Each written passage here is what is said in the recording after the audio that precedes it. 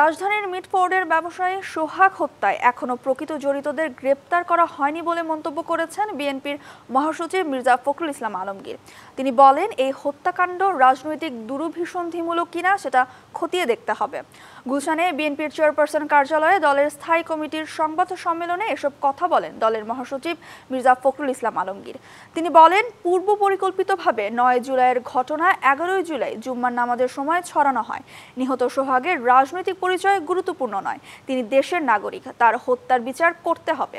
জাতীয় নির্বাচনকে বিলম্বিত করতে চাইলে বিএনপি তা প্রতিহত করবে বলেও হুঁশিয়ারি দেন মির্জা ফখরুল। বলেন, অপরাধীর কোনো রাজনৈতিক পরিচয় নেই, ফ্যাসিবাদের ভিন্ন উদ্দেশ্য এ বাংলাদেশে বাস্তবায়ন হতে দেওয়া হবে না।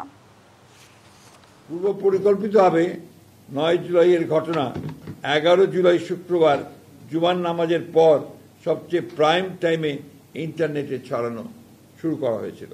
নৃশংস হত্যাকাণ্ডের অন্তর্নিহিত কারণ অনুসন্ধানের জন্য আমরা উপযুক্ত ব্যক্তিবর্গের সমন্বয়ে একটি তদন্ত ও তথ্যানুসন্ধানী কমিটি গঠনের সিদ্ধান্ত নিয়েছি, যারা প্রকৃত সত্য উদ্ঘাটন করবেন এবং তার জনসম্মুখে প্রকাশ করবেন।